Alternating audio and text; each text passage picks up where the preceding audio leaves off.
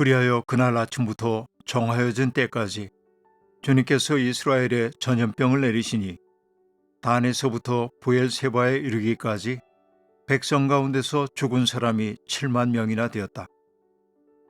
천사가 예루살렘 쪽으로 손을 뻗쳐서 그 토성을 치는 순간에 주님께서는 재앙을 내리신 것을 뉘우치시고 백성을 사정없이 죽이는 천사에게 그만하면 됐다.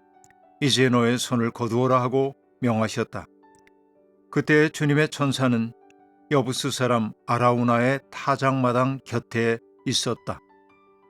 사무엘 하 24장 15절과 16절 말씀. 하나님은 이스라엘에게 진노하셨습니다. 그 진노의 까닭이 무엇인지는 알기 어렵지만 하나님은 이스라엘에게 벌을 내리시기로 작정하셨습니다. 벌을 내리시기 위해서는 이유가 있어야지요. 그런데 그 이유는 정확히 알 수 없지만 하나님께서 백성을 치시려고 다윗을 부추기셨다고 말하고 있습니다. 이것이 성경이 말하는 논법입니다. 우리는 출애굽 당시에 애굽왕 바로가 10번의 재앙을 만나면서도 거듭거듭 자기의 고집을 꺾지 않는 모습을 보는데 그때마다 성경은 하나님께서 그의 마음을 강팍하게 만들었다고 말하고 있습니다. 그렇게 말하면 그 모든 잘못의 최종적 책임은 그의 마음을 굳게 만든 하나님에게 있는 것처럼 보입니다. 그러나 사실은 하나님에게 책임이 있다는 말이 아니라 바로 그렇게 자기 죄 속에 빠져 들어가는 것, 그것은 정말 인간의 뿌리 깊은 죄성임을 나타내기 위한 표현임을 우리는 알고 있습니다. 다윗을 부추겼다고 하는 이것도 물론 하나님이 그렇게 만들었다기보다는 다윗의 마음속에 심겨진 자기를 크게 만들고자 하는 욕구가 결국은 하나님의 노여움을 만들었음을 보여주는 대목이라고 볼 수 있겠습니다. 결국 다윗이 하고 싶었던 것은 무엇입니까? 자기의 왕국, 이제 명실상부한 이스라엘의 왕이 된 자기의 왕국의 크기를 가늠해 보고 싶었던 것입니다. 그래서 그는 유다와 이스라엘의 인구 조사를 명령했습니다. 옛날부터 왕들은 인구 조사를 아주 중요하게 여겼습니다. 그 까닭은 군대를 모집하기 위한 것이기도 했고 또 세금을 징수하기 위한 목적일 때도 많이 있었습니다. 그러니까 군사력을 만들어내고 세금을 징수하는 것이 목적이긴 했지만 그 마음의 뿌리에 있는 것은 자기의 업적을 헤아려 보고 싶어하는 마음이 아닌가 생각해 봅니다. 이것은 지금도 여전히 이런 유혹 속에 우리는 있습니다. 교회의 크기, 경상비 액수 이런 것들을 바라보면서 스스로 큰 성취를 이룬 것처럼 느끼는 이들이 얼마나 많이 있습니까? 바로 이것이 다윗이 했던 인구조사와 크게 다를 바가 없는 일이라고 저는 그렇게 느낍니다. 다윗은 측근 장군인 요압을 시켜서 단에서부터 부엘세바에 이르기까지 모든 지파의 인구를 조사하라 이릅니다. 그러나 요압은 두려움을 느꼈습니다. 인구 조사가 하나님의 뜻을 어기는 일이라 여겼기 때문입니다. 요압은 본능적으로 알아차리고 있었습니다. 오늘의 역사가 있기까지 하나님의 돌보심이 있었는데 다윗이 그것을 자신의 공으로 돌리고 싶어하는 마음이 있음을 알았습니다. 그는 정말로 다윗 임금에게 그래서는 안 된다고 말하고 있습니다. 정치적으로 보자고 한다면 결국 이스라엘의 존재 이유는 평등 공동체의 이상을 따르는 것인데 다윗은 지금 인구 조사를 통해서 관료적 국가로 만들려고 하는 욕구를 보여주고 있었던 것입니다. 왕은 쉽게 설득되지 않았습니다. 요압과 군대 사령관들은 마지못해 인구 조사를 시작했습니다. 9개월 20일 동안이나 지속된 인구 조사를 통해 그들은 이런 통계를 갖게 되었습니다. 칼을 빼서 다룰 수 있는 용사가 이스라엘에는 80만 명이 있고 유다에는 50만이 있었다라고 말하고 있습니다. 그런데 이 모든 일을 명하고도 스스로 다윗은 양심의 가책을 받기 시작했습니다. 자신이 한 일이 하나님 보시기에 잘못된 일임을 알아차렸던 것이죠. 그래서 다윗은 하나님께 자기의 어리석은 죄를 자백했습니다. 하나님께서는 선견자 갓을 통해서 다윗에게 말씀하셨습니다.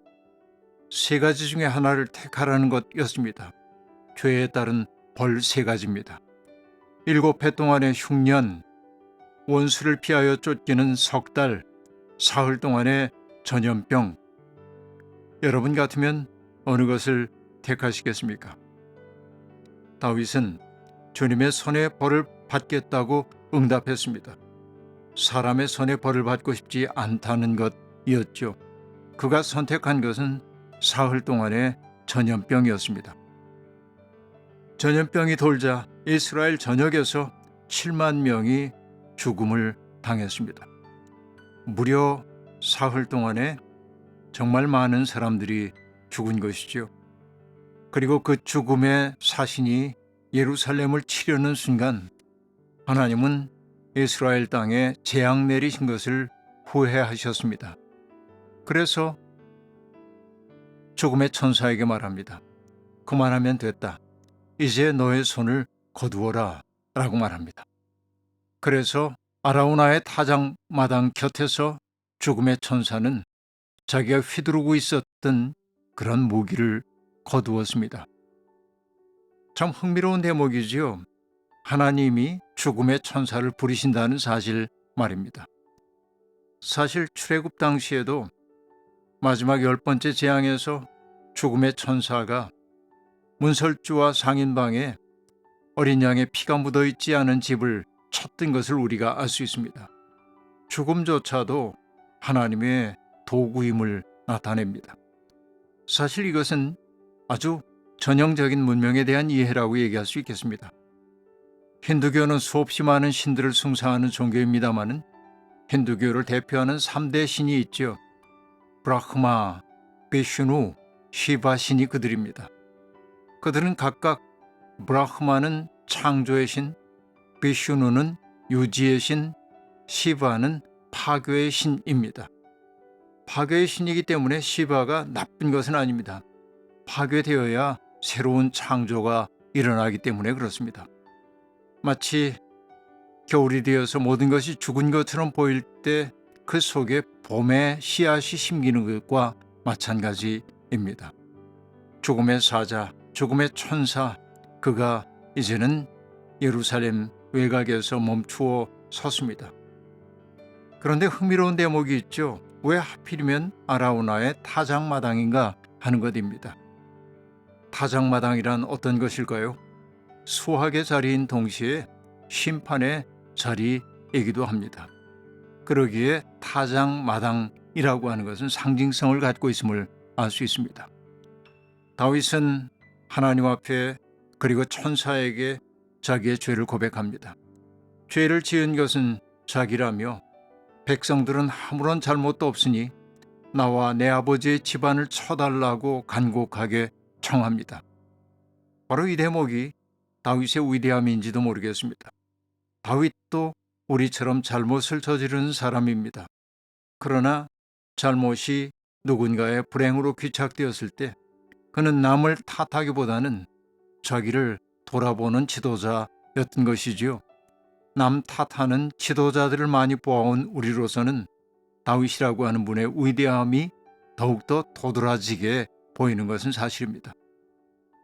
육사자책이란 말을 들어보셨는지요? 중국의 은나라의 가뭄이 계속되자 태사가 탕왕에게 인신공의를 통해서 가뭄을 해결해야 한다고 건의합니다. 그러나 탕왕은 그 청을 거절하면서 백성을 위하자고 하는 일인데 어떻게 백성을 희생시킬 수 있는가 하면서 목욕 재개를 한 후 흰띠를 허리에 두르고 상림에 나아가 자기를 성찰했습니다. 바로 그것이 육사자책인데요. 정치가 알맞게 조절되지 않았는가? 백성들이 직업을 잃고 있지는 않는가? 공실이 화려하지는 않은가? 여자들의 치맛바람이 심하진 않은가? 뇌물이 성행하는 것은 아닌가? 아첨하는 사람이 들끓지 않는가? 이 6가지로 자기를 돌아보면서 자기의 죄를 뉘우쳤습니다. 바로 이것이 육사 자책인데요. 남 탓하는 지도자들과는 매우 대조되는 대목이라고 볼 수 있겠습니다. 이제 하나님의 진노가 그쳤습니다. 하나님은 아라우나의 타작마당에 제단을 쌓으라고 갓을 통해 권고하십니다. 그래서 다윗은 아라우나에게 타작마당을 구입하겠다고 말합니다. 그러나 아라우나는 타작마당을 그저 드리겠다고 얘기하지요. 그러나 다윗은 내가 거저 얻은 것으로 주 나의 하나님께 번제를 드리지는 않겠다고 말하면서 은 53개를 덜어주고 은 53개를 주고 타작마당과 번제에 쓸 소를 샀습니다. 그리고 화목제물을 하나님께 바치고 땅을 돌보아 달라고 간절히 기도하자 마침내 재앙이 그쳤다고 성경은 기록하고 있습니다. 이 대목에서 우리가 알 수 있는 것은 무엇입니까? 성경은 은근히 다윗이 제사장적 존재로 구실하고 있음을 보여주고 있습니다. 위대한 군사 지도자인 동시에 또한 아주 뛰어난 행정가 그리고 제사장적 존재로서의 다윗의 모습이 바로 이 대목에 드러나고 있음을 알 수 있습니다. 오늘 우리는 하나님이 우리를 통해 하시려는 일이 무엇인지를 깊이 돌아봐야 할 때입니다. 세상에 만연하고 있는 고통이 있을 때 그 고통의 원인으로 누군가를 지목하기보다 나 자신에게 그 고통의 원인이 있지 않은가 돌아보는 지도자들을 보고 싶은 까닭이 바로 여기에 있습니다. 하나님, 우리는 하나님을 깊이 신뢰하면서도 가끔은 의구심에 사로잡힐 때가 많습니다. 하나님의 능력을 믿는다고 말하면서도 자기의 방식을 따를 때가 많았습니다. 다윗은 자기가 성취한 것을 헤아려 보고 싶어 했습니다. 스스로 자기 동상을 만들고자 하는 욕망을 하나님은 미워하십니다. 주님, 공을 세운 후에는 거기에 머물지 않는 것이 덕임을 깨닫습니다. 자기 확장의 욕망에 사로잡혀 하나님을 등지는 어리석음을 범하지 않도록 우리를 붙들어 주십시오. 아멘.